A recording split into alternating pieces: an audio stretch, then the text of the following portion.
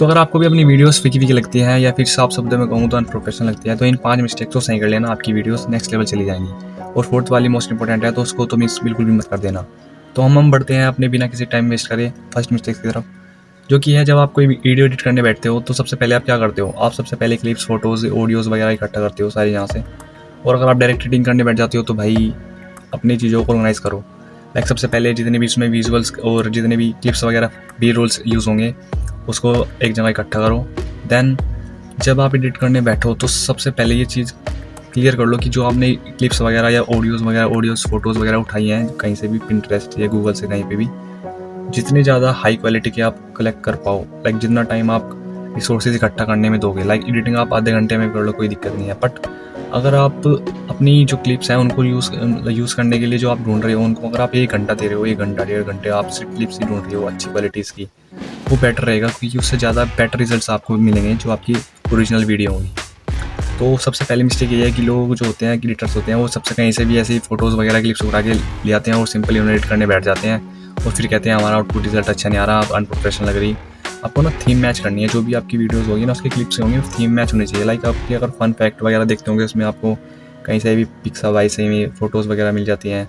लेकिन अगर आपका एडिटिंग का चैनल है या आप कोई प्रोफेशनल चीज़ सिखा रहे हो तो आपको खुद से कुछ चीज़ क्रिएट करनी पड़ती है। जैसे कि ये आइकन्स मैंने जो पिछली वीडियो में यूज़ किए थे, ये वाले मैंने खुद बनाए थे एलाइट मोशन में, मैं आपको स्क्रीन पर शो करके दिखा दूँगा। तो इसी तरह से आपको अगर आपके फील्ड को हिसाब से आपको एनालाइज करना है कि मेरी किस फील्ड है और इसके हिसाब से मैं क्या क्या चीज़ें अपने आप से बना सकता हूँ और क्या क्या चीज़ें मुझे करनी है। तो सबसे पहली मिस्टेक यही थी कि अपने रिसोर्सेज को अच्छा बनाओ और जितना हो सके अपने रिसोर्सेज पर काम करो, उन्हें टाइम दो। तो बढ़ते हैं अपनी सेकंड मिस्टेक की तरफ, जहाँ पर मोस्टली क्रिएटर्स गलती करते हैं जो कि बिगिनर्स होते हैं। तो वे क्या करते हैं, अपनी सारी वीडियोस को कैपकट में एडिट कर लेते हैं, InShot वगैरह या पर्टिकुलर किसी भी ऐप में उसे एडिट कर देते हैं और फिर कहते हैं हमारी वीडियो अनप्रोफेशनल लग रही है, ये अच्छी नहीं लग रही, देखने में फीकी सी लग रही है, वो फील नहीं आ रही जो और क्रिएटर्स की वीडियोज़ में देखने पर आती है।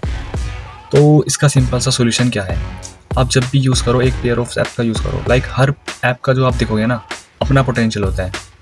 लाइक लाइट मोशन से आप motion graphics, animations, glowing icons वगैरह जो भी आप उसमें ऐप्स क्रिएट करना चाहते हो, आइकन्स अपने खुद के पर्सनल वैल्यू के जितने भी आप बनाना चाहते हो उसमें सब हो जाएगा, ठीक है।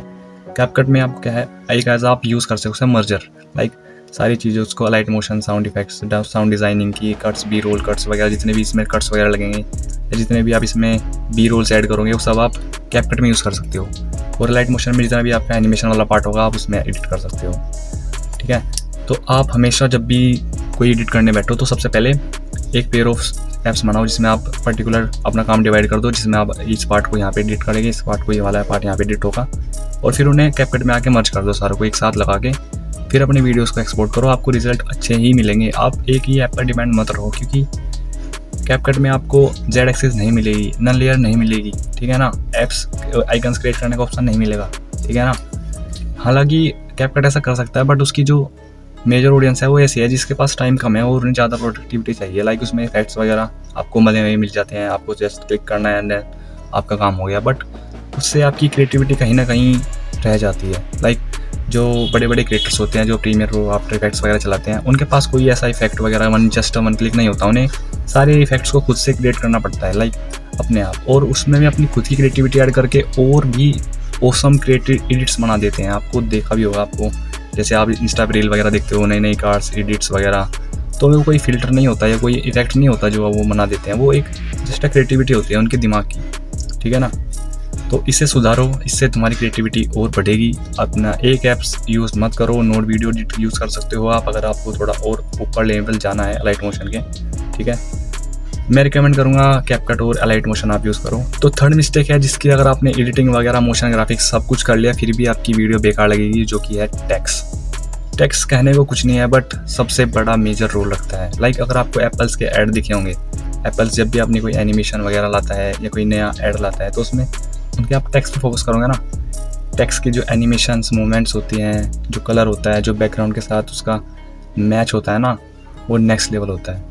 आप क्या करते हो, अपनी वीडियोस में स्ट्रोक डाल दिया, वाइट के ऊपर येलो स्ट्रोक डाल के वीडियो बना दी, भाई बहुत गंदा लगता है वो यार। मतलब तुम्हें सिंपल जो कॉमन सेंस की चीज़ें होती है ना, लाइक किस कलर पे कौन सा कलर अच्छा लगेगा, या फिर आप क्या करते हो ब्लैक के ऊपर येलो स्ट्रोक डाल दिया अपने टेक्स्ट में, अब बैकग्राउंड के साथ भी मैच नहीं कर रहा हो, वो लाइक ऐसा लगता है बिल्कुल अनप्रोफेशनल, बिल्कुल जैसे कोई मूवी एडिटर करके बैठ जाता है ना ऐसा, तो उसको सुधारो। एक वेबसाइट आती है कलरओएस के नाम से, उस पे जाओ, वहाँ पर आपको कलर पैलेट्स, कलर सिमेट्री समझने को मिल जाएगी।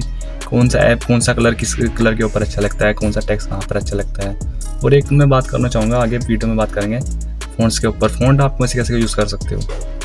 तो उस अपने टेक्स्ट को सुधारो, टेक्स्ट के बैकग्राउंड के हिसाब से उसको टेक्स्ट को लगाओ, और फ़ॉन्ट ऐसे यूज़ करो जिस आपकी कैटेगरी है। लाइक हर पर्टिकुलर कैटेगरी के लिए पर्टिकुलर टाइप्स के फ़ॉन्ट स्टाइल होते हैं। लाइक हॉरर कैटेगरीज के अलग होते हैं, और टेक्निकल वीडियोस के अलग होते हैं, बच्चों के अलग होते हैं, बूढ़ों के अलग होते हैं, या फिर फन फैक्ट वगैरह जो थोड़े हिंदी वाले होते हैं वे अलग होते हैं। तो इनकी सिमेट्री आपको समझनी पड़ेगी, कैसे आप किन चीज़ों को कर सकते हो। और अब हम बढ़ते हैं अपने इस वीडियो के मोस्ट इम्पोर्टेंट पार्ट, जो कि सबसे इम्पोर्टेंट है, इसको मिस मत कर देना। तो नंबर 4 मिस्टेक है हमारी की फ्रेमिंग। लाइक आपकी इसे एक तरह से आप मूवमेंट्स कह सकते हो, आपकी क्लिप्स का या फिर आपके टेक्स्ट्स का, जो कि आप अपने एनिमेशंस अपनी स्क्रीन पर शो कर रहे हो, उनमें अगर आपने एनिमेशन या फिर की फ्रेम कर भी दी, बट आपने उसमें ग्राफ में कर्व नहीं डाला, तो वो पूरी वीडियो का जितने भी आपने टेक्स्ट कॉम्बिनेशन या फिर जितने भी इसमें आपने ऐप्स क्लियर कर लिए हो, या फिर अलग अलग ऐप यूज़ कर लिए हो, लाइट मोशन, या फिर जितने भी आपने अच्छी क्लिप्स, ऑडियो, फोटोज़ यूज़ कर ली हों, बट अगर आपने इसमें की फ्रेमिंग के साथ साथ कर्व्स ऐड नहीं करे, ग्राफ्स ऐड नहीं करे अकॉर्डिंग टू देयर थीम या पर्टिकुलर मोमेंट जो वहाँ पर यूज़ हो रही होगी, तो आपकी वीडियोस अच्छी नहीं लगेंगी।